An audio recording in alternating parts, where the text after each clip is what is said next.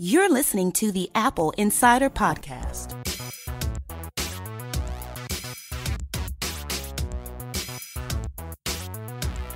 Welcome to the Apple Insider Podcast. I'm here with my best brother in the whole world, William Gallagher. And I'm there with you. Hello. It's so nice to be here with you. That's very nice. I'm sorry, I shouldn't be wary. I'm pausing here because just previously enough you said such nice things. No, and then. No. I'm only saying good things about you and I, but I am going to tell you depressing things about the state of the world today. Okay, that seems fair.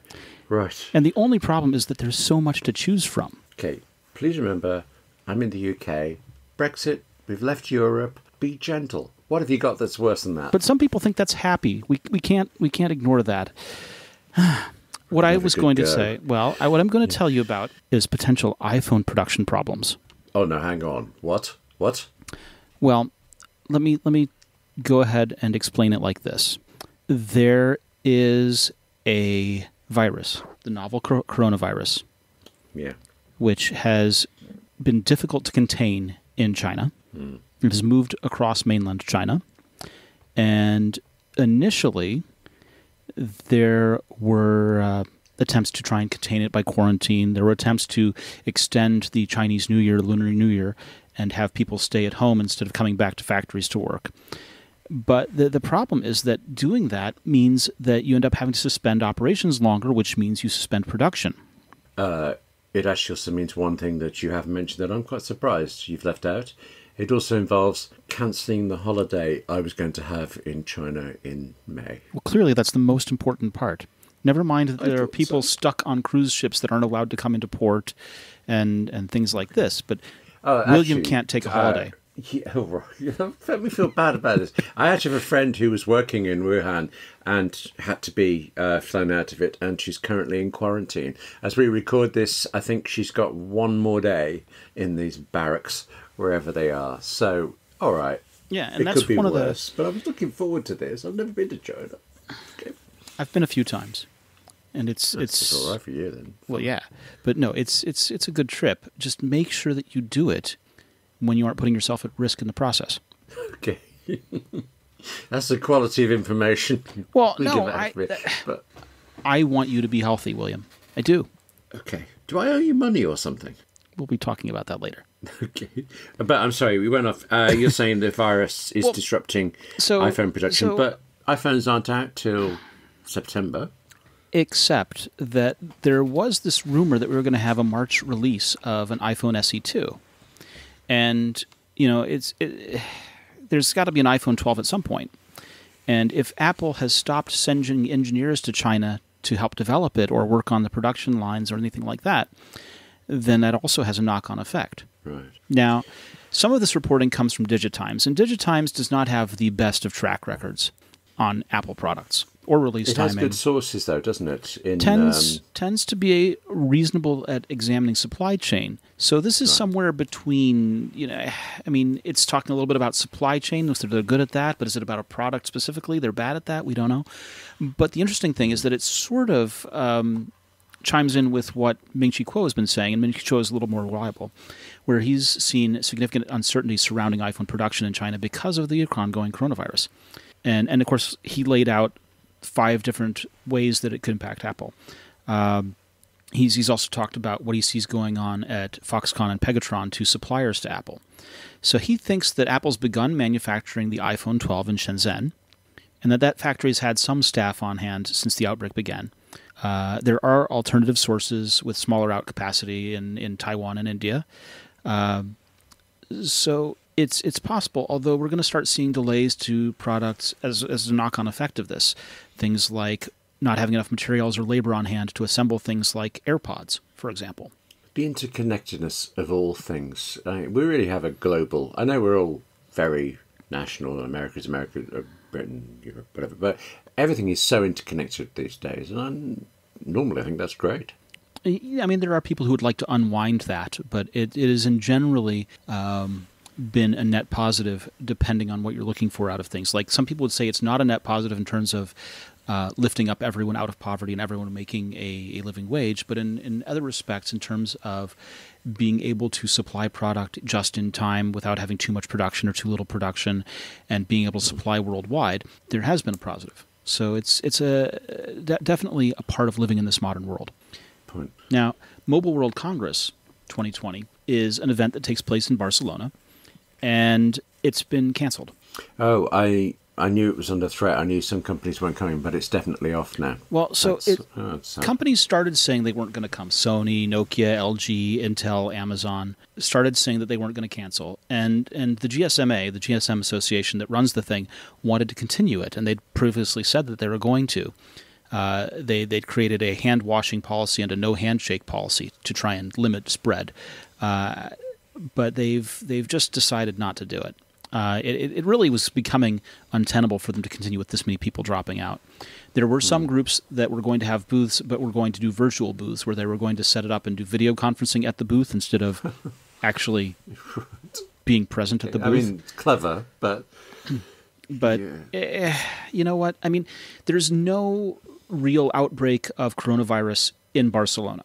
So if you were going to be going to Mobile World Congress and were already fine, then you could use your tickets and go and have a nice vacation in Barcelona. Oh, okay. I see your point. But obviously, there were a number of people coming in from all over, and just traveling and traveling from all over and doing this poses a risk. Yes. No, I get that. It's just, I can't imagine this is a cheap decision. Oh, no. Is this actually going to endanger the future of Mobile World Congress? They, of course, would tell you no. I would, of course, tell you absolutely. Oh, okay. So how far apart do you think you two are?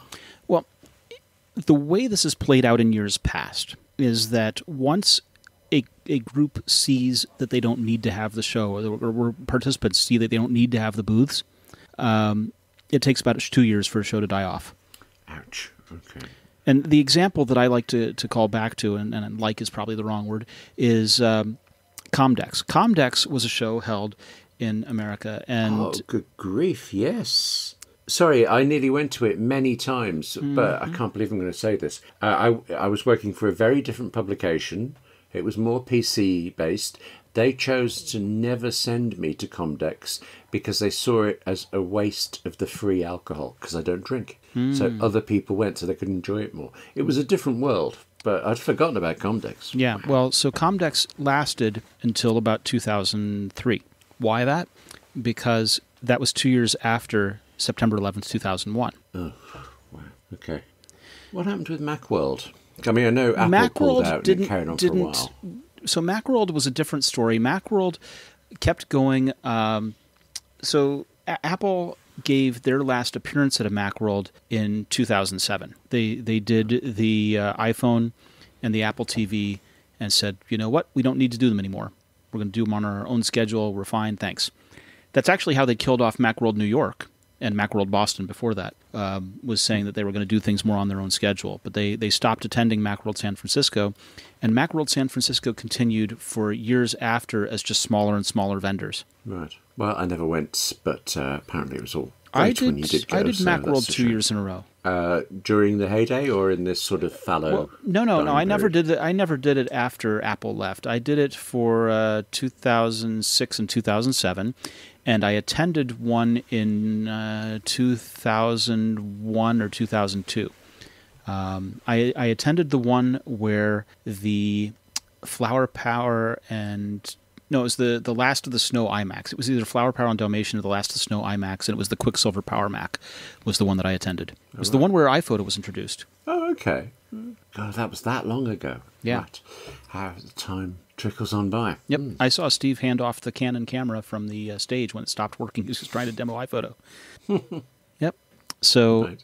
I think Mobile World Congress has probably got a couple of years left. If it doesn't come back strong next year, that people will realize that they don't need to send booths, that it's not really fulfilling its purpose as a press event when they can do their own launch events. It's an easy way for a show to die. Okay, well, again, I've never been, so I don't know, but it's always sad to see something die off when people work hard to keep it running, so I will Cross fingers. Well, this same kind of thing happens to shows all the time. Another example is Baselworld, which is the Swiss watch show. Oh, never even heard of that one. Mm-hmm. Big show in Basel, Switzerland. And Omega left, and another brand that I just was thinking about that I've lost in my mind decided that they're not going to go, and the show keeps shrinking. It used to be several halls, and now it's down to maybe a large hall and one small hall. Omega, when they pull out, Swatch Group pulls out, they're pulling out a ton of brands. They're pulling out Tissot, they're pulling out Omega, they're pulling out like 10 different brands easily. And that's millions and millions that they don't spend on booth space, and it just kills the show. But surely Apple, now that they're in the watch business, they'll take a booth, won't they? Hardly. Why would they need to? Okay, they could help out. Yeah. Speaking of things dying off, the FTC is demanding info from Apple and other big tech companies about past acquisitions. Surely all acquisitions have gone through legal loopholes before. Why is the FTC caring now? The agency is hoping to uncover information that was not reported to the antitrust agencies under the Hart-Scott-Rodino Act. Basically, all these involved companies are going to required to provide information and documents on the term, scope, structure, and purpose of transactions that took place going back all the way to the dark ages of January 1st, 2010 through December 31st, 2019. Okay, hang on. Just so I get this straight in my head. These are companies that Apple and other people bought. Yes. At the time they were bought, there must have been some due process, some kind of thing. But the FTC has reason to believe that something hinky went on somewhere with some of them, and things weren't reported, but now will be. Well, because so they've asked nicely. The FTC's goal here is to understand the acquisition activity and gain some insight into how the firms handle reporting transactions to antitrust agencies. And they're also looking at whether or not these companies are engaging in anti-competitive practices by buying out nascent or potential competitors. Okay, again, that's exactly the kind of thing I would have thought comes up when they're trying to buy. Although, actually, no, isn't there a cumulative thing? If I buy 5 companies, any one of them isn't a problem, but the sequence, is FTC thinking... Or the cumulative effect of all of them. Okay, right. So is this just Apple's got to dig out its old email attachments, hit print, send them over, or is this a bit more involved? Something like that. Now, the thing that you need to be wary of when we talk about this kind of story is that the chairman of the FTC has said previously that he's open to the idea of breaking apart giant tech firms like Apple by undoing mergers. Wow, that seems ferociously difficult and expensive, but if it's the right thing to do... Spotify has claimed that Apple gives Apple Music preferential treatment with Siri and HomePod integration. They also are unhappy about Apple's 30% cut of purchases on the App Store, including Spotify subscriptions. Tile met with the house... with that. Tile, remember Tile? Yes. Yeah, so they're a little tiny Bluetooth low-energy personal locator device. Tile met with House Judiciary Committee's Antitrust Subcommittee in January to talk about their concerns about large tech companies' ability to push out smaller companies out of the market. Because obviously Apple could make little Bluetooth tokens that have the same kind of U1 locating chip in them that the iPhone now has and integrate that into iOS, and it would make the need for a Tile a lot more clunky and a lot less necessary. Yep, that one I completely see. I think Spotify is shouting into the wind and hoping you won't notice certain gaps in their logic. But yes, that one, the Tile danger, that's quite valid. I mean, the story kind of goes alongside Luna Display and Duet Display, which both of them... Sherlocking, that's what this is. So you mentioned the term Sherlock. I got to explain the history of that. You know it, of course, right? Would I have used the term without knowing what it means when I might be Never caught out? perish the thought. Whoa. No, so in macOS, before it was macOS 10, macOS 8, macOS 9, things like that, there was an application called Sherlock. And Sherlock was an application that allowed you to search the web and search for images and do things like this. And you could even use it for just basic searching like that, index kind of things. It was pretty cool. Not exactly a spotlight, because it wasn't great for your local disk the same way, but it was more for searching the internet and things. There was a company called Corellia, and Corellia had a product called Watson. And Watson did cool things like search local movie times. And then... Okay, I don't think I ever used it, so I didn't know that sort of thing, but... Okay, it was great. Search. It was great. And then Apple went 100 and at Macworld New York introduced the same features into Sherlock 3, and that's what coined the term that you'd been Sherlocked, was when Apple took your features and made you irrelevant. And this has happened a number of times throughout history, right? I'm going to roll off some ones that I've got on my head, because I was thinking about this earlier today. I was telling you before we started talking. There used to be a product called Confabulator that made little widgets that you could sit on your desktop and interact with. And Confabulator was eventually bought by Yahoo, but not before it got turned into basically cloned by Dashboard, Apple Dashboard. Oh, grief. Who remembers Dashboard now? But yeah, okay, yes. Yeah.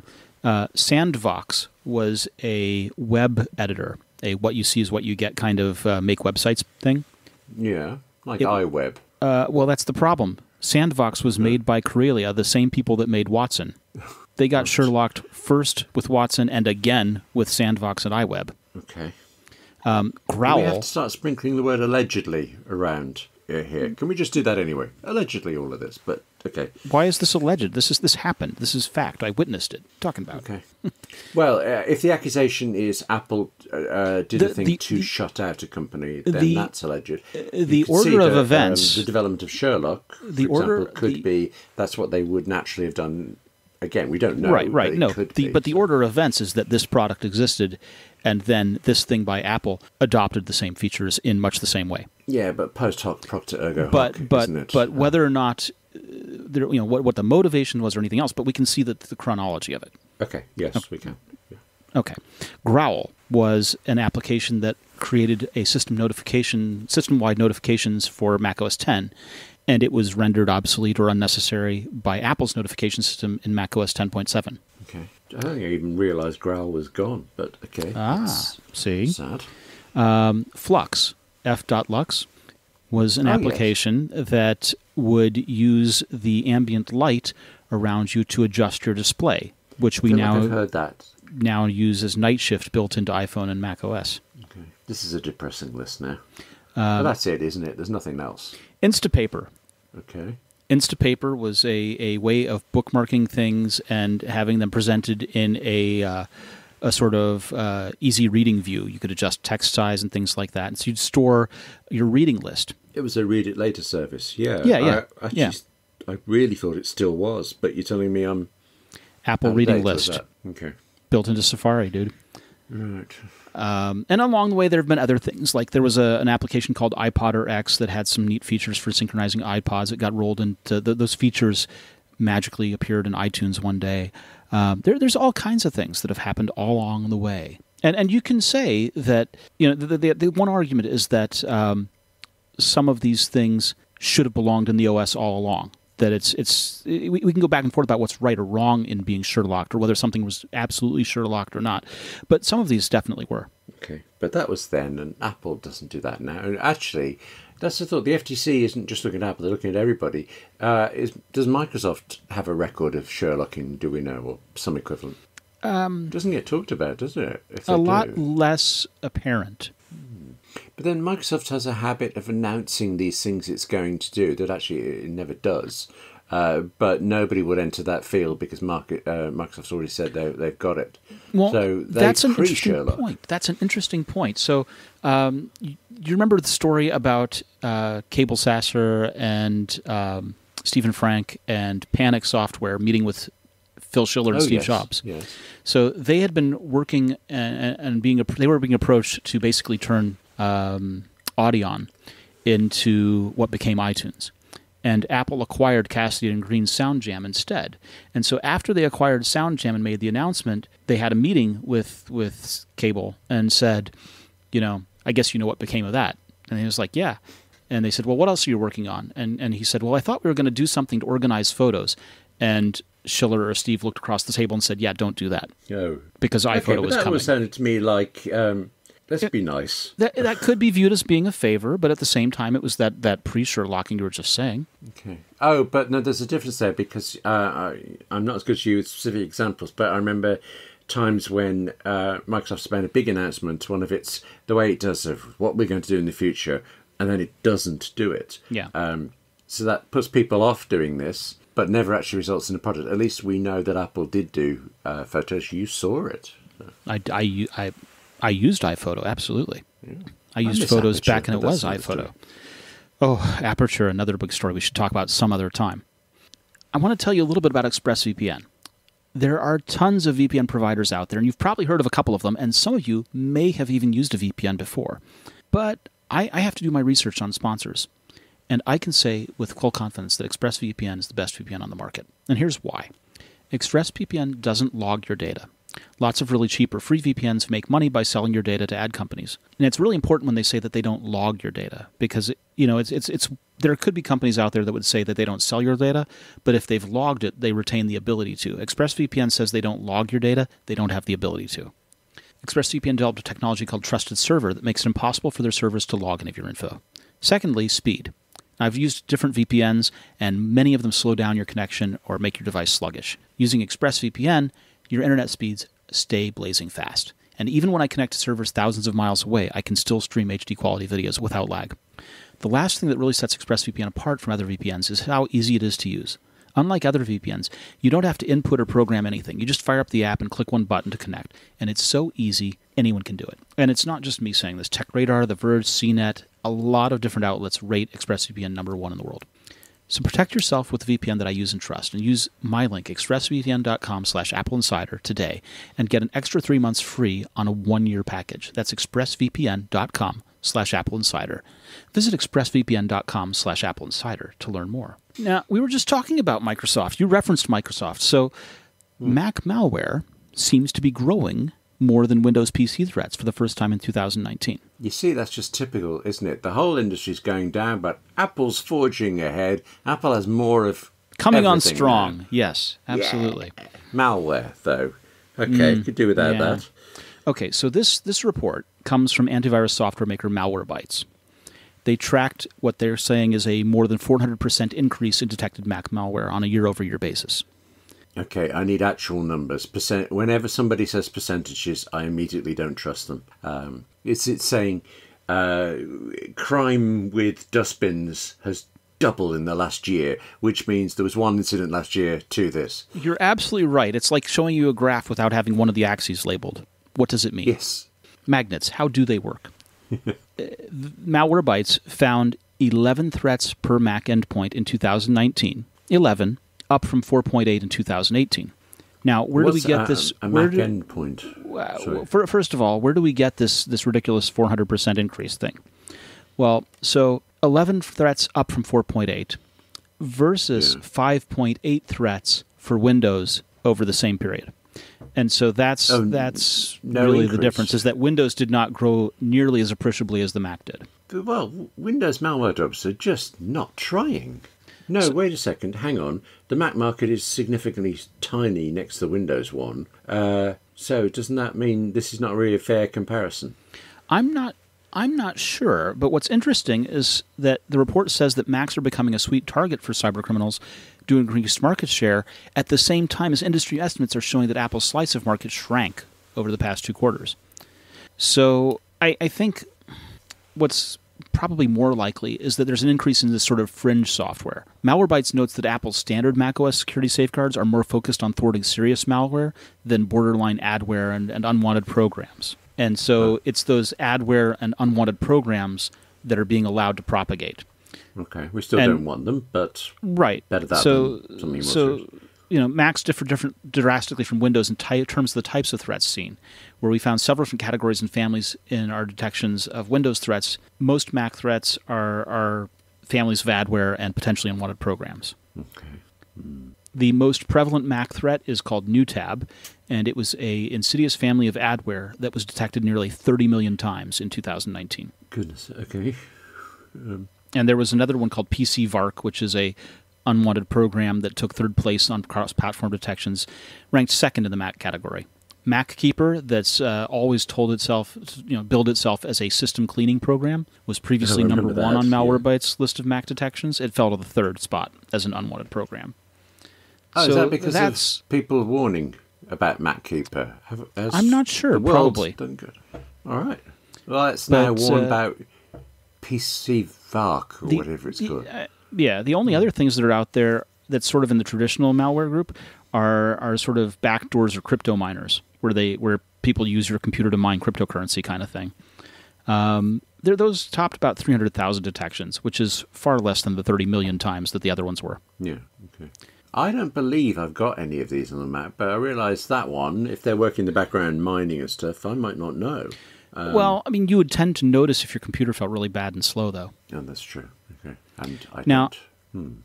Malwarebytes, the same people that published this report, do make a free version that scans your computer, and you can use it to go ahead and find out what your computer has, if anything. They have a premium-only one that can block applications from even coming onto the computer or protect you from getting the malware in the first place, but I just use the free version to scan things after the fact, and it runs every day and hasn't found anything yet.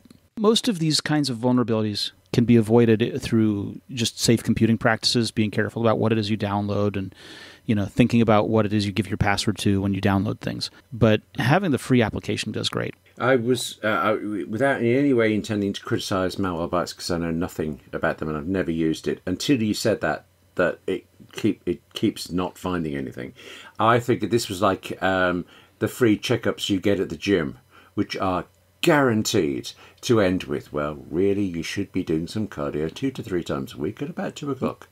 Yeah, but apparently no, they're not trying to just lead you into the paid one. They have not pitched me on the paid one since I installed it. When I click on their menu bar item, the premium only options, of which there are 2, are grayed out, but otherwise they don't care. They've never pushed it at me, and it last scanned honestly minutes ago while we've been recording this, and reports no problems. Cool. So reasonable.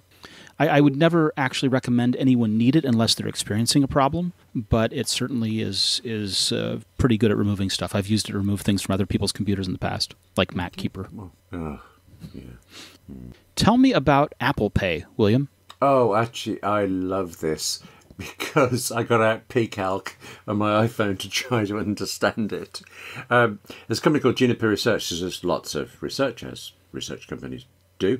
And this week they returned to a topic they covered before about payment systems. Previously, they have looked at specific things like Apple Pay and the like. This time it was just part of a much bigger thing about contactless payments.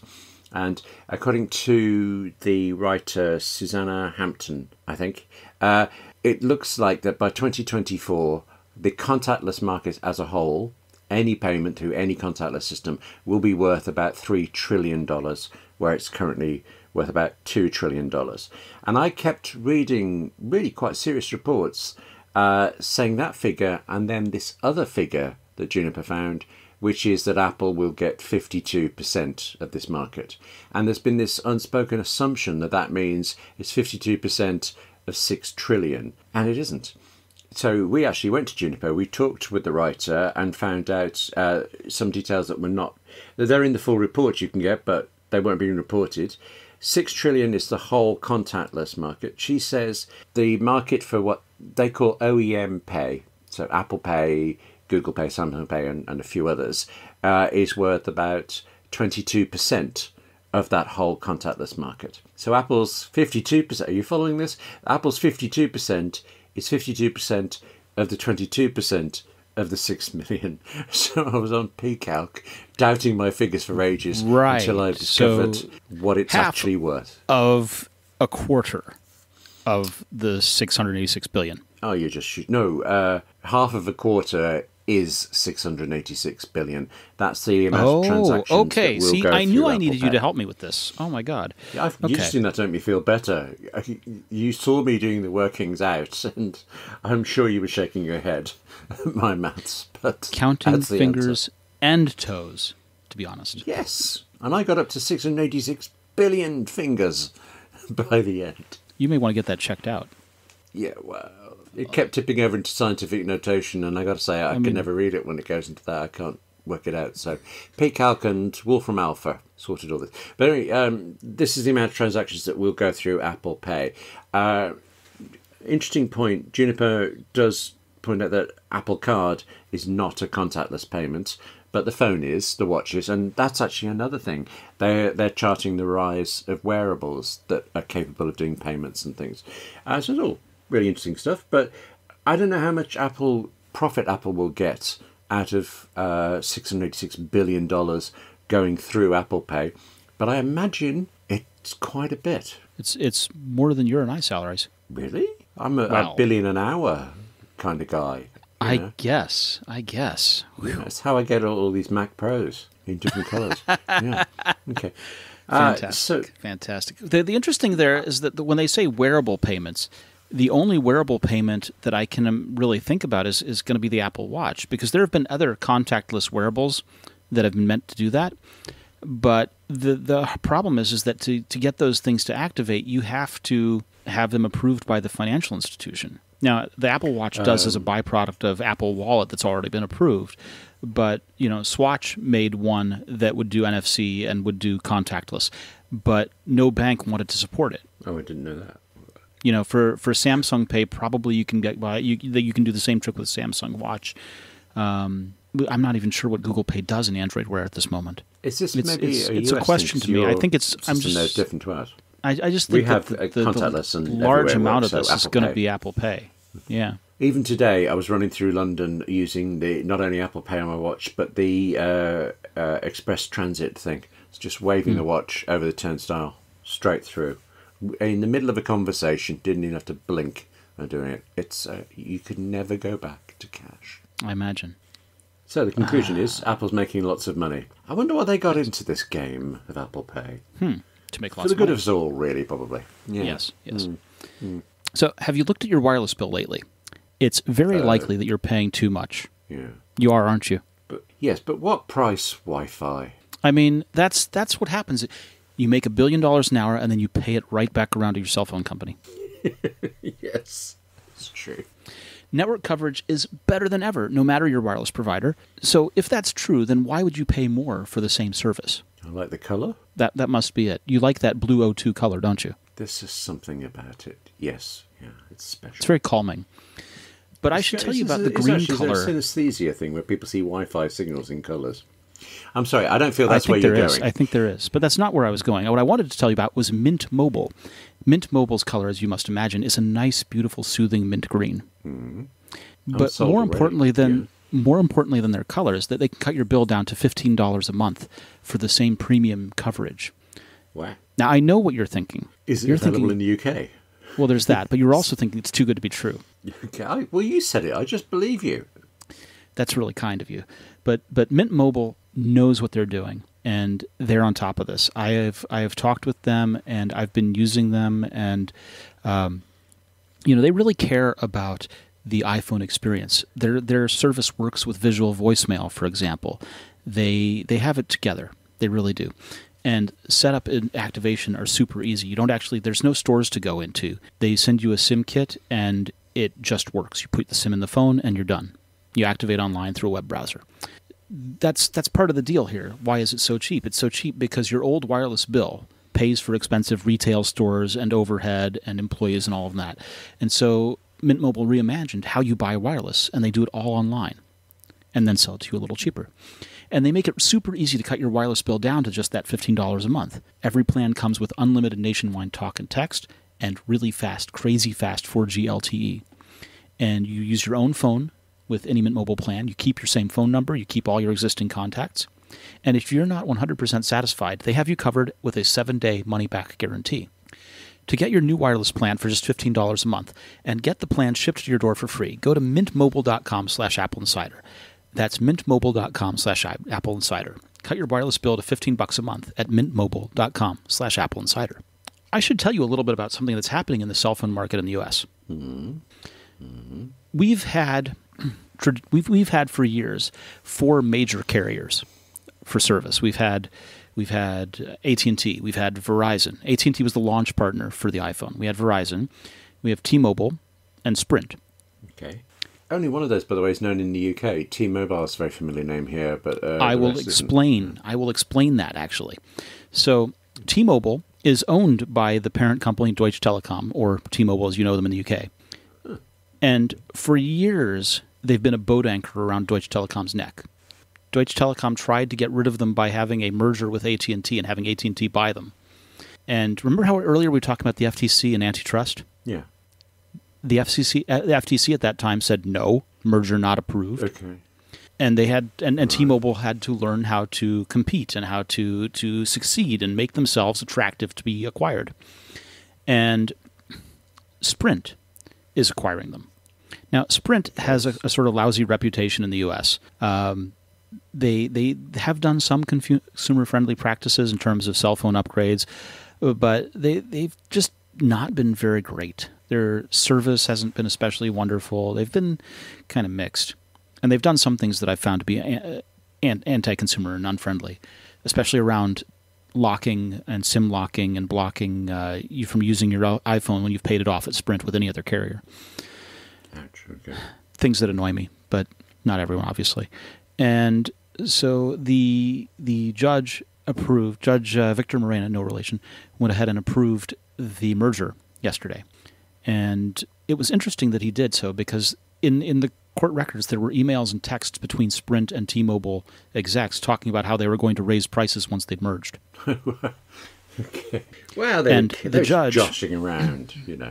And the judge said in his decision that he saw no evidence for why T-Mobile would reverse course on their consumer-friendly policies and go back and become anti-consumer, even though they said it directly in those emails and texts. Okay, that's disheartening. Yeah. So what's going to come out of this is that Deutsche Telekom no longer has to have ownership over T-Mobile, that it's going to merge with SoftBank, with Sprint owned by or invested in by SoftBank, and the two of them will become more powerful together. And because the judge wants to see continued competition in the space, they have to give one of the smaller budget labels of Sprint, which was Boost Mobile, to Dish Network, which is a satellite TV provider, and that Dish is supposed to be an MVNO of this new merged entity for the next 7 years. And then after that 7 years is supposed to become their own cell phone carrier and put up their own towers and network. NVNO, did you say? I don't know what that means. Mobile Virtual Network Operator.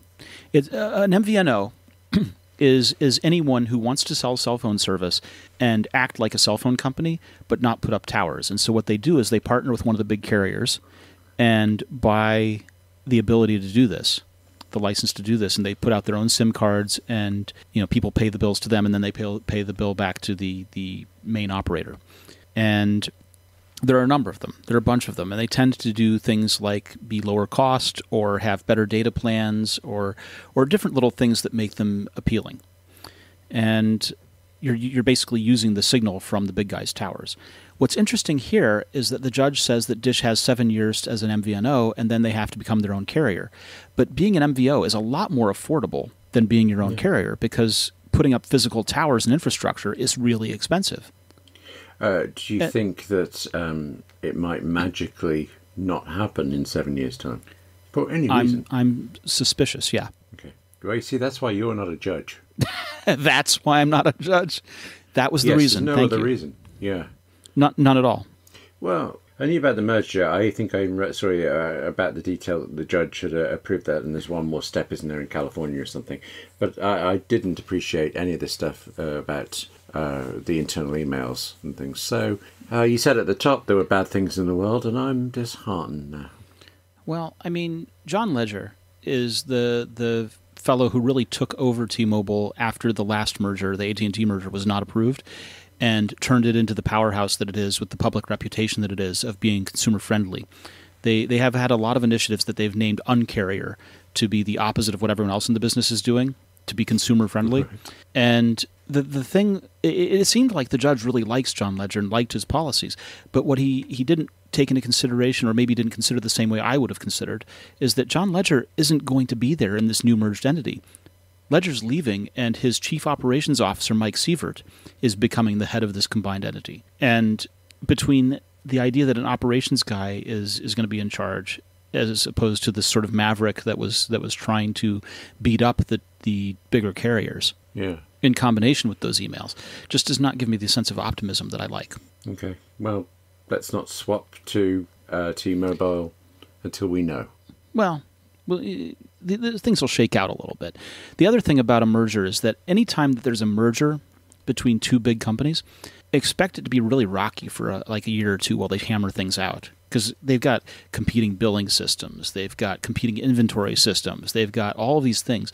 And in the case of T-Mobile and Sprint, competing cell phone signals, like they're both on LTE, but they got different frequency bands and all kinds of stuff. So it's going to take a while to hammer it all out and get it all unified. Yeah, okay. Well, they'll earn their money there. Yeah. You want some more phone news? I think so. Yes. All right. Hit me. There was a company called Essential. Essential. Oh, yes. Made a phone which was called the Essential phone, and they also made a service called Newton Mail, and they were going to make a thing called a Gem phone. Well, Essential was founded by Android co-founder Andy Rubin, who before he did Android was actually on the Sidekick, which was one of the early sort of connected devices pre-iPhone. And a bunch of those Sidekick people ended up over at Google and basically made Android. And now Rubin has a checkered past, let's say kindly, in terms of his alleged treatment and regard for women. I didn't want to let that pass without noting it. But Essential is shutting down. They're never going to... They had the Essential phone, which had been receiving updates, was upgraded to Android 10, was continued to give security updates as recently as like the last week or so. They'd shown pictures of a thing called a Gem phone, which was a longer, slimmer, narrower phone, which had a really awkward keyboard arrangement because the thing was so squished and narrow. And they've posted a blog post today saying that they're just never going to do it. They're never going to ship. Have they been Sherlocked? Well, not precisely, but they were one of the only companies out there whose goal was to ship a phone with stock Android, basically, as the best vision of what Android should be. This thing was a QHD display, edge to edge. It was ceramic. It was titanium. It was a beautiful phone. I bought one for my dad, actually, because he doesn't want an iPhone. And in terms of phones, it's a fantastic phone, and it received updates. It was an Android phone with stock Android that received updates. And the only other phone out there that you can point to that does that is a Google Pixel. Okay, I get that. So, but it is no more. It is no more. Okay, I'm sorry for your dad. Yeah, me too. This is twice that I've recommended something that he's had to deal with this kind of thing on. The first one was a Motorola, where Motorola promised they were going to give updates forever, that they were going to maintain stock Android and give updates for like within 3 or 4 years. And after the first year, they said, nope, pass. Okay. So I don't have a great track record with Android phones and my dad. No. Can't help you there, really. Not at all. And besides the Essential phones shutting down, they'd acquired a company called Newton Mail. Newton Mail is also shutting down. Oh, Newton Mail makes me think of the Apple Newton from years ago. It does. Yeah. I have some of those Newtons. There. No. Oh, right. I used to have, Angela used to have one, my wife. Yes, I quite like that. Now, I know that you are a big video game player. Right, yeah, that's me. Oh, yeah, a joystick and can't even think of the name of a video game. But, yeah, let's say me. Halo, heard of that one? Yeah. I know that you go on World of Warcraft campaigns. World of Warcraft, that's what I was trying to think of. Okay, campaigns of it. Mm-hmm. I vote for World of Warcraft. Absolutely. I raise money. For, those are my weekends. Anyway, Microsoft is launching a gaming service called xCloud. It's the Microsoft Xbox Cloud gaming service. And the point of it is to enable users to play Xbox games on their smartphones. Does that include iPhones? Does. So is this Microsoft Arcade then? Well, it's Xbox games. So whatever Xbox games I guess you'd have in your Xbox gaming account would be streamed from Microsoft's Azure Cloud Computing Centers. Microsoft announced Xbox is very good. Am I right about that? Yeah. I mean, your choices are basically Xbox, Switch, and PlayStation PS4. Right. And Xbox is definitely a reigning champion, and Switch is really, really popular for some games and definitely more mobile games, portable gaming in a way, because the Switch console is designed to be portable. But this business about working on smartphones, you said that Azure service, is it like using a remote control into a computer on my phone? It's like streaming the game from there and then running on your hardware, I think. So they've opened this up for testing. They've got a test flight application for iOS where players can try out Halo Master Chief Collection. Okay. Now, it's only open. Well. The test flight is only open to people who live in the US, UK, and Canada at this time. It is not like the Xbox game streaming app on Android. The iOS test flight is for Project xCloud only and doesn't contain Xbox console streaming. Okay. And the difference there is with console streaming, you could be streaming from your Xbox in your house to your phone. With xCloud streaming, you're streaming from Microsoft's cloud services. Oh, okay. That's a significant difference, isn't it? I can think... That's why we talk about these things. Yes. Now, the test is a limited group. There are 10,000 testers that will be invited into the first round of testing. Invitations are first come, first serve, and you may also be cycled out of the program. So even if the queue is full, you should apply for later rounds. And what you need... I've signed up while you're talking. Yeah. I know. What you need to do this are an active Microsoft account linked with your Xbox gamer tag, an iPad or iPhone running iOS 13, a device that has Bluetooth version 4 on it, a Bluetooth-enabled Xbox One wireless controller, and Wi-Fi or mobile data that is at least 10 megabit down bandwidth. Okay. Yeah, I'm not going to do this, am I?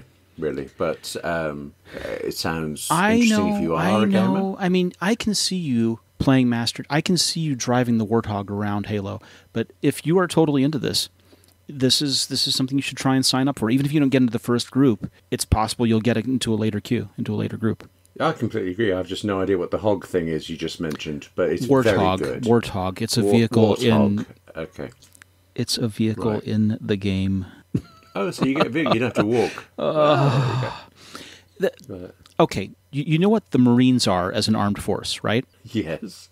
They're an old version of the Space Force, yeah. This is the Space Marines. Okay, right. Does that help explain it a little bit? It's very clear. It's just, I gotta say, I'm not in any way knocking games or gamers. Who knows why these things just don't do it for me at all. I'm also not interested in sport, so that it's all much for muchness to me. So I get the interest. It's just, it goes so over my head. So just ignore me with games. I play Sudoku. Get off my back. Right. Well, that's all we've got for this episode of the Apple Insider podcast. William, when you're not playing Sudoku, where can we find you on the internet? Queuing outside a Microsoft store to get a Warthog Xbox something, or on Twitter as W Gallagher and email as william@appleinsider.com. What about you? Have you got your joysticks in your hand even as we speak? I do have my Bluetooth-enabled Xbox One wireless controllers. All right. I'm VMarks on Twitter. You can find me here at Apple Insider and also at wristwatchreview.com. We will be back next week.